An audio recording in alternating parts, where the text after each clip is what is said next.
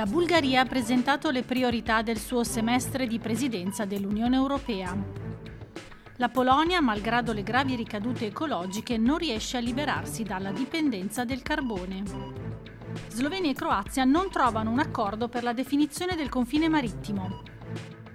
Nel mare dell'intimità, a Trieste, una mostra di archeologia subacquea presenta la storia dell'Adriatico. Anilda Ibrahimi, autrice albanese che scrive in italiano, riflette sui pericoli di un'esasperata ostentazione identitaria.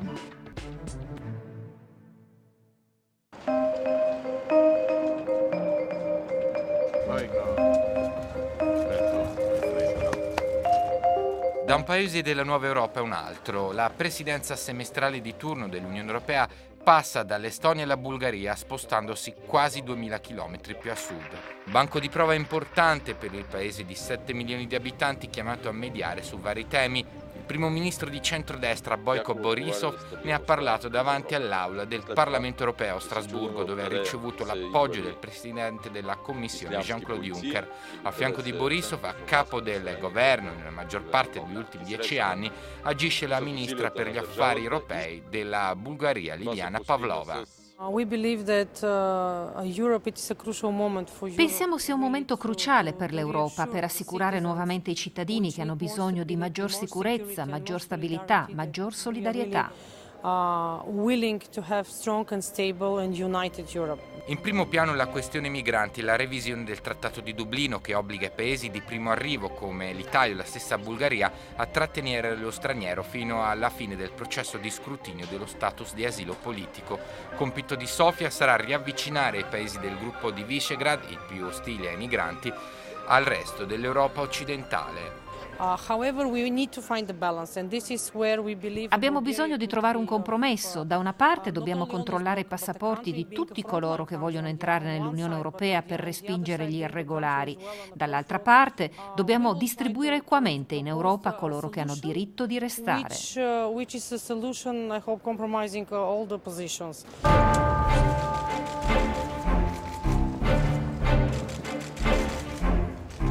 Altro obiettivo prioritario per Sofia è riportare al centro dell'agenda europea l'integrazione dei Balcani, un processo molto rallentato negli ultimi anni.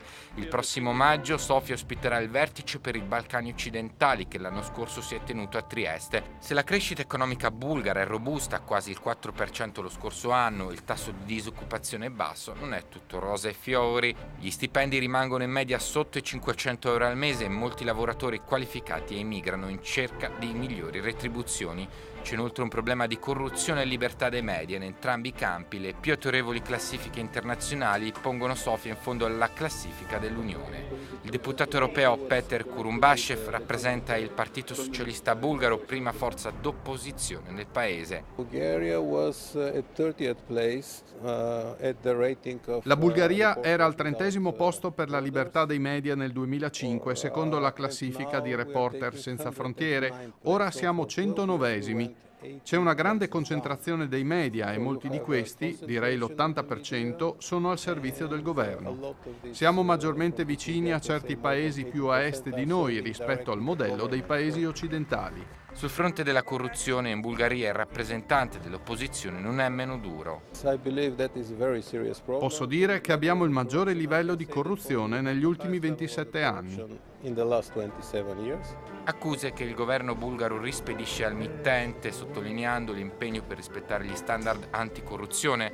La Commissione ha formulato 17 raccomandazioni lo scorso anno e sta controllando il loro rispetto. Anche su questo impegno passa l'ingresso di Bulgaria e Romania nell'area Schengen, da cui rimangono ancora escluse.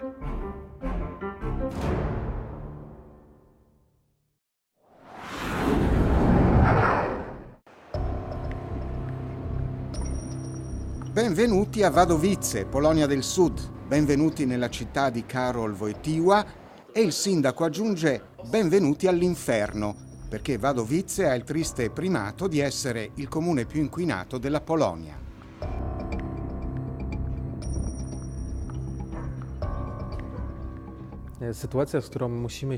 La situazione qui è davvero tragica. L'inquinamento dell'aria spesso raggiunge livelli che difficilmente si registrano in altre zone del mondo. Parliamo di valori che oltrepassano del 1000, a volte del 1200% i limiti indicati dalle organizzazioni della salute.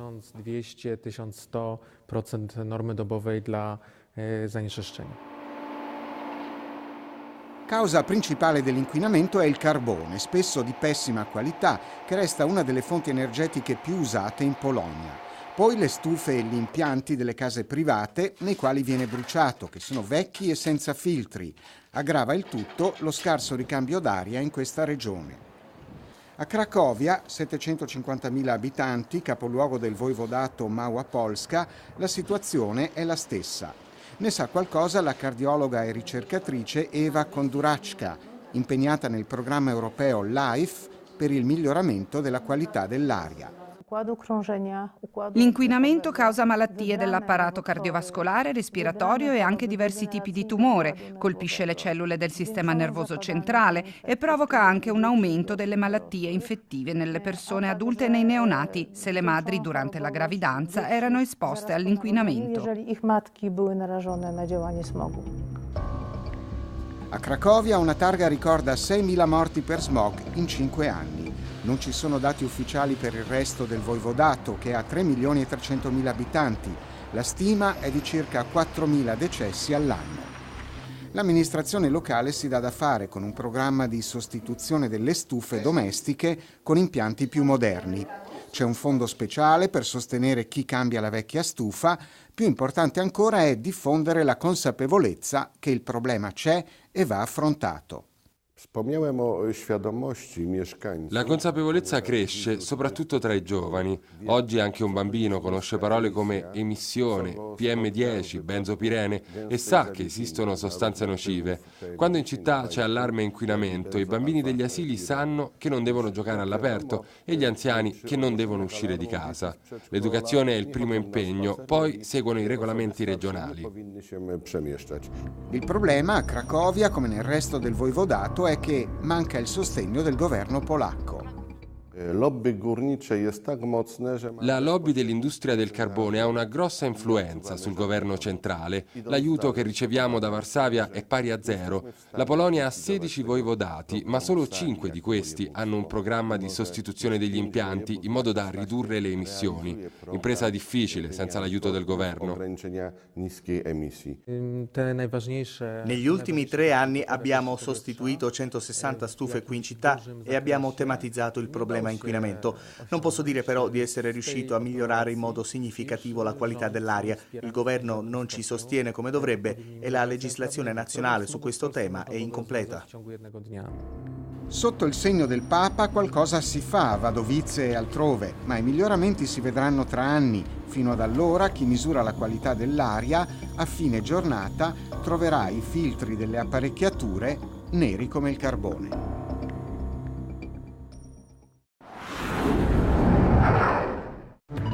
Tensione alle stelle in Kosovo e in Serbia per l'uccisione di Oliver Ivanović, noto leader dei serbi del Kosovo. L'esponente politico è stato freddato da un killer davanti alla sede del suo partito a Kosovska Mitrovica.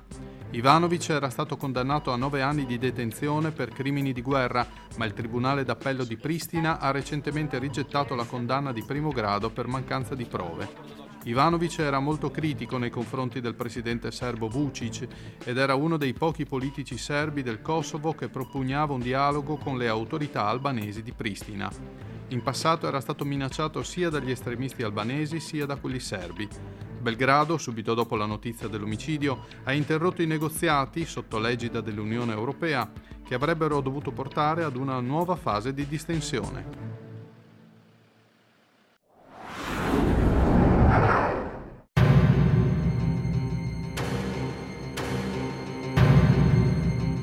Ancora senza soluzione il contenzioso per la definizione della frontiera tra la Croazia e la Slovenia. Il punto di massimo attrito è il confine marittimo nel Golfo di Pirano, in Istria. A nulla sembra servire nemmeno la sentenza dell'arbitrato internazionale, del quale Zagabria rifiuta di riconoscere l'esito. I giudici, arbitri della Corte dell'Aia, hanno corretto in alcuni punti il confine terrestre. La sentenza ha poi affidato i 2/3 della baia di Pirano alla Slovenia, che però non ha ottenuto un accesso diretto alle acque internazionali come chiedeva, ma unicamente un regime di libera e indisturbata navigazione delle navi dirette a Capodistria attraverso le acque croate. La Croazia era uscita dall'arbitrato 3 anni fa con un voto unanime del Parlamento, dopo che erano state pubblicate delle registrazioni di telefonate tra i rappresentanti sloveni nel Consiglio dell'arbitrato che documentavano pressioni fatte da Lubiana sui giudici. Nel tratto di mare conteso si susseguono dispetti e interventi tra i pescatori e le motovedette della polizia dei rispettivi paesi. Il premier croato Andrej Plenković ha proposto di risolvere la questione con trattative dirette tra i due paesi. Il presidente sloveno Borut Pahor, in visita a Bruxelles, ha invece ricordato che la Slovenia aveva accettato l'adesione della Croazia all'Unione Europea, subordinando però il nulla osta all'accettazione dei risultati dell'arbitrato. Pahor ha investito della questione il presidente della Commissione europea, Jean-Claude Juncker, il quale sarebbe pronto a mediare tra i due paesi.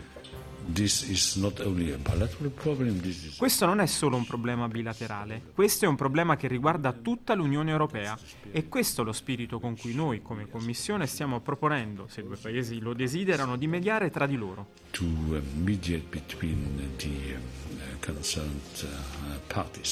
Il futuro allargamento dell'Europa nei Balcani occidentali è nelle mani della Slovenia e della Croazia, ha anche detto Juncker. A Bruxelles in molti pensavano che l'arbitrato poteva essere un modello per risolvere dispute di confine anche altrove nei Balcani. Una pia illusione, secondo il politologo Laris Geiser.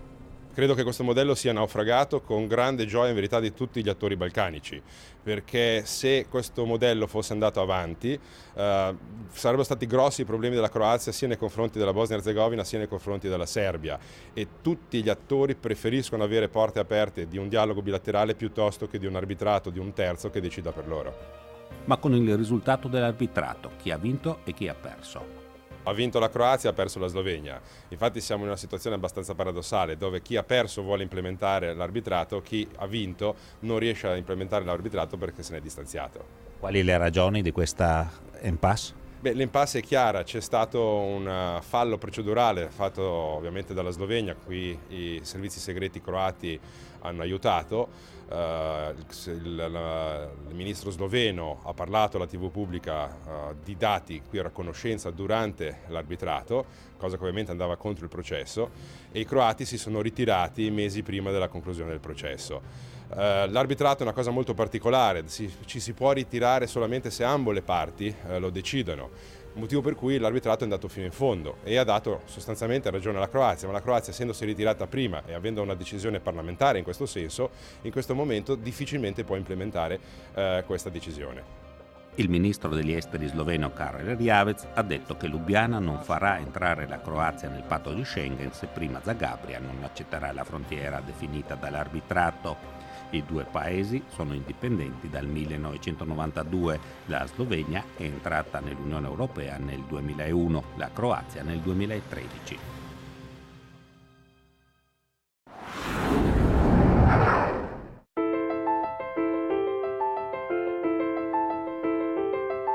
Nel mare dell'intimità, una mostra a Trieste nell'ex pescheria costruita ai tempi degli Asburgo che presenta 10.000 anni di storia in Adriatico. Una storia presentata soprattutto con l'aiuto dell'archeologia subacquea con tesori e reperti recuperati dai fondali.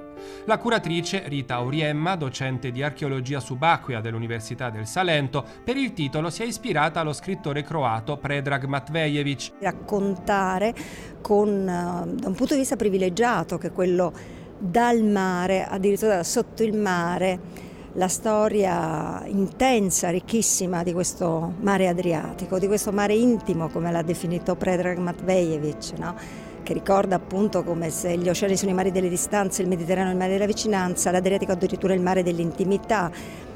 Ed è un carattere che l'Adriatico si porta sempre dietro. Dice Brodel che l'Adriatico è la summa del Mediterraneo, praticamente tutte le caratteristiche del Mediterraneo sono concentrate nell'Adriatico, e quindi rivelare questa caratteristica, questa specificità, questa sua natura di elemento di unione, mai di divisione, ecco, ci sembrava veramente importante. L'allestimento è stato pensato dall'architetto Giovanni Panizzon. La geografia dell'Adriatico è molto particolare, è un budello molto stretto, da una parte c'è l'Italia completamente liscia, dall'altra parte c'è la Dalmazia che invece è ricca di approdi, di protezioni rispetto a un mare agitato, e far capire come queste due diversità dialogassero tra di loro attraverso le rotte, i porti e le navi stesse che lo solcavano. Una storia raccontata con le opere d'arte trovate sui fondali, con i tesori sommersi che raccontano grandi commerci, ma anche la pirateria e il contrabbando, con i reperti bellici, dai cannoni delle galee veneziane e turche ai sottomarini tascabili tedeschi della Seconda Guerra Mondiale.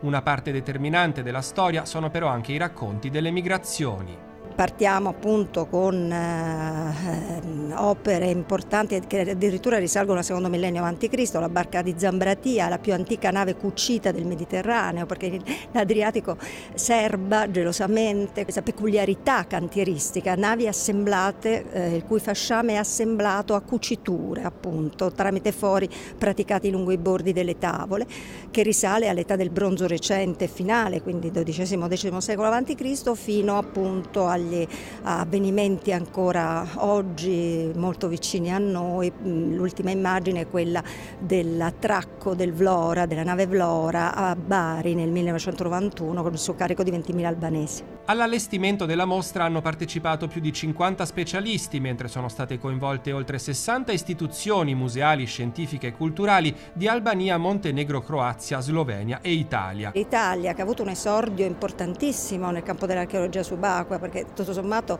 l'archeologia subacquea moderna europea è nata qui, con la figura prestigiosa di Neolamboglia, il centro sperimentale di archeologia sottomarina di Albenga, le attività di questo centro negli anni 50. Qui in Italia si è un po' spenta, questo patrimonio è adesso un po' ignorato, dimenticato. Importante per esempio la lezione attuale della Croazia, cioè quello che si sta praticando oggi in Croazia nel pieno rispetto della Convenzione dell'UNESCO del 2001 sul patrimonio sommerso, quello cioè della musealizzazione in situ, cercare di conservare questi giacimenti che ormai fanno parte di questo ambiente sommerso nel luogo in cui si trovano, di valorizzarli in questo modo, dando vita a un turismo ad altissima redditività quale quello subacqueo, che ha un indotto molto importante. La mostra rimarrà aperta fino al 1° maggio.